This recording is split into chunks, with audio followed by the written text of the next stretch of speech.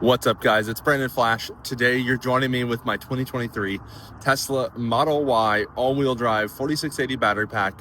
We're going to be doing the 10% road trip challenge.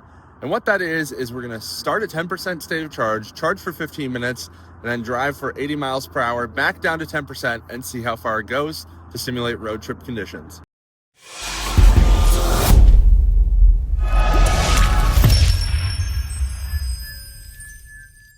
So this is my Model Y with the 4680 battery pack. This trim is called the Model Y all-wheel drive. Was discontinued in September 2023. I bought this in June 2023. Has about 35,000 miles on it. And I'm actually getting rid of this car because it charges so poorly. It's otherwise a fantastic car, but it charges so poorly, and I DC fast charge a lot. So time to get rid of this car. I've already done this test once on the Out of Spec Reviews channel, but wanted to do it again just to see if anything has changed. I last did it at 7,500 miles, so it's possible the curve has gotten worse, and it also has a little bit of degradation. If you haven't already, check out the range test, degradation test that will be going up before this that I recorded as well. I did that yesterday. We have the 19-inch Tempest wheels, Gemini wheels, and I have some aftermarket Tempest style covers.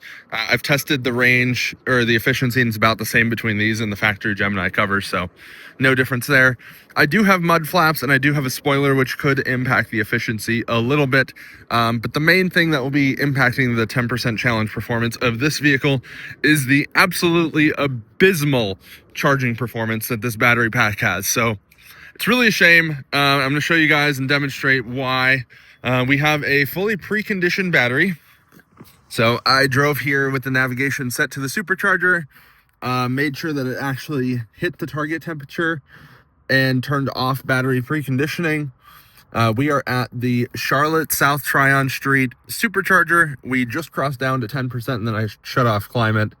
Let me reset the trip here. We'll reset it again also before we go. And the way we're going to do this test is that I will plug in, and then from the moment the contactors click, we will charge for 15 minutes. And then after the 15 minutes, we'll drive at 80 miles per hour constant. We'll do a loop style test, turn back around at about halfway of the percentage gained back to the supercharger. We'll set our navigation to the supercharger so that it heats up the battery. And then we'll see how far we went. I've set the tire pressures to manufacturer recommended pressure of 42 PSI. We're going to be running climate at 68 PSI on driver only. And we're going to be leaving the climate on while we charge to simulate real world road trip conditions. And without further ado, let's get plugged in and set the timer for 15 minutes. So this site is a version 4 post supercharger. So we'll grab this. Did I really grab the, oh, okay, never mind. There's one stall that was showing out of order, but I think that was 1D. So I'm gonna plug in. I have a stopwatch or a timer set on my watch, so I'll start that once the light goes green. There we go, plugged in. Should be about 7-second handshake, normal for Tesla. So flashing blue means it's communicating, green, and the timer is started. So there we have it. Let's see what kind of peak speeds we're getting. Let me turn climate back on. So climate is back on. We're at 10%, of course, already up to 11. So peaked a little shy of 200 kilowatts and dropping rapidly as expected. So really a shame that this car doesn't charge that well, but we'll see what we get up to. Last time I did this test, it actually charged to 49%.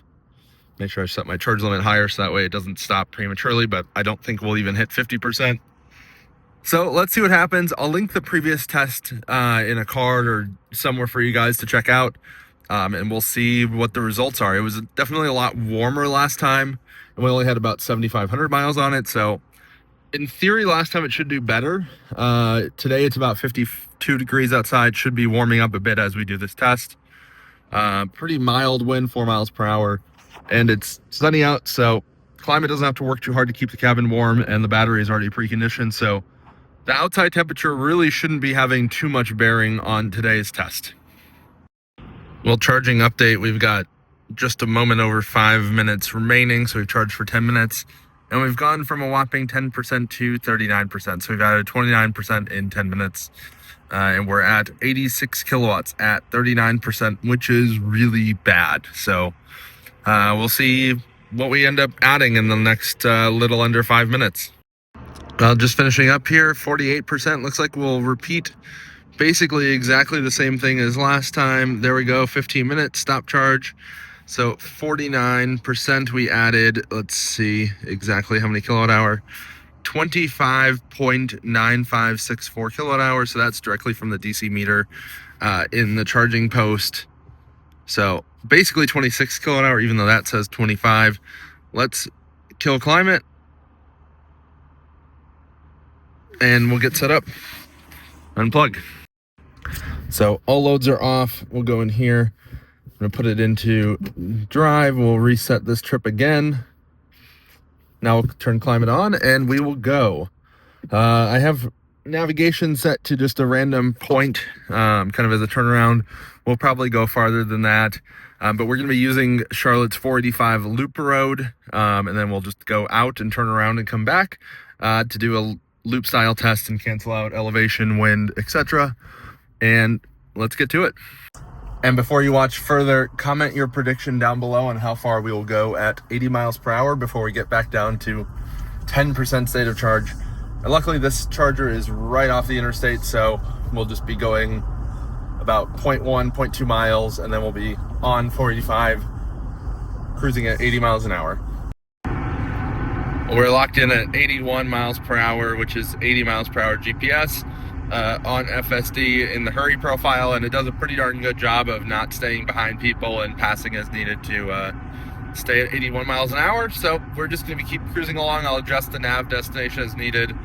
We'll turn around at about 29% because that's about the halfway point for adding 39%, and then we'll come back to the charger at roughly 10% or as close as we can get and see what our result is.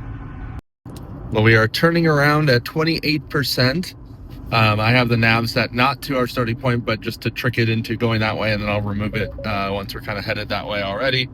We're on FSD, which is working really well, and looks like we're projected to get back to the charger with 11%. We'll see if that shifts. Otherwise, we'll go a little bit past the charger if needed, and then turn around and go back to it. But we've driven 38 miles so far to get to 28%. And we'll flip around. So we're on track for just shy of 80 miles, so 76-ish miles. We'll see if that holds with the loop style test. And that puts us pretty much right on track with the previous result, which I believe was 78 miles, but I'll have to take a look. 328 watt hours per mile so far efficiency, which is not terrible. That's about 3 miles per kilowatt hour for those that are not in the Tesla world. Well, we're at 11% state of charge. We'll be crossing over to 10% shortly. We've driven 68 miles so far using 23 kilowatt hours.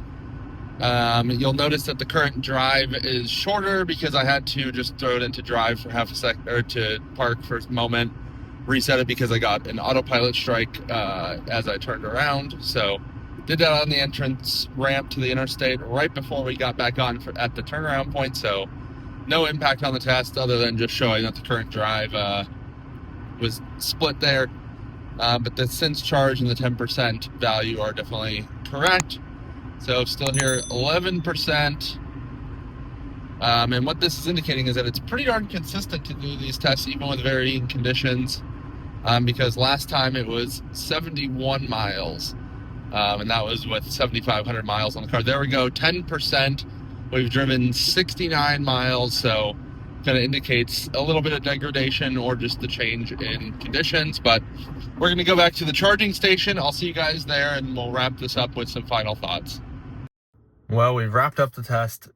And I just want to give you guys a point of reference for how bad the result is. So right about here is where it would slot in. It actually doesn't change the ranking with the new result of 69 miles versus 71 miles last time.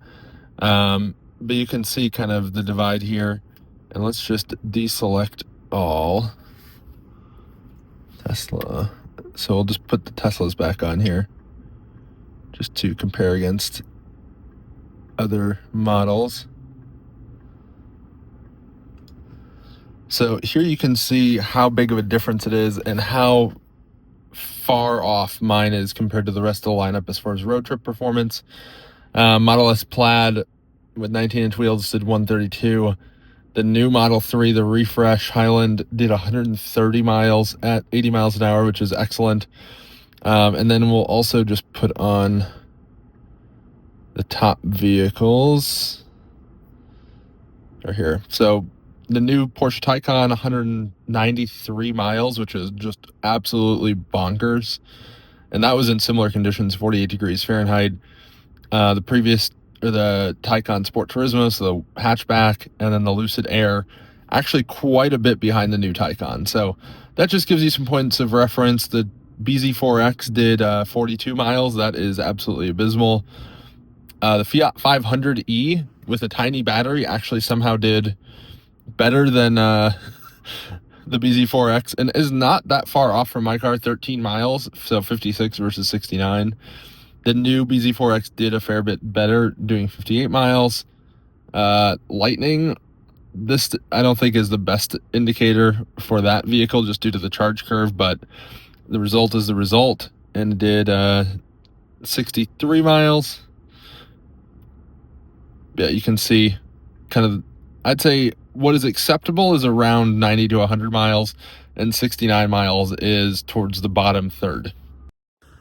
Anyway, in my opinion, Tesla should have never sold this vehicle to the public.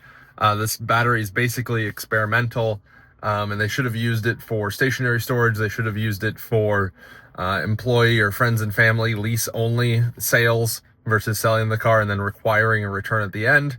That way they could have gotten a lot of the real-world test data, but not subjected the unassuming public to an experimental battery pack that Tesla themselves has admitted was not really final, and there's on Gen 3 now with the Cybertruck, and even that's not delivering the battery day promises that we had, what was it, 4 years ago, something like that. So really disappointing to see this from Tesla. Glad they killed this car because it's really bad. But the Cybertruck realistically is not that much better, which is also pretty sad to see. Anyway, curious what you guys think. Comment down below. If you haven't already, hit the like button, hit the subscribe button. I'll see you guys on the next one. Thank you guys for watching.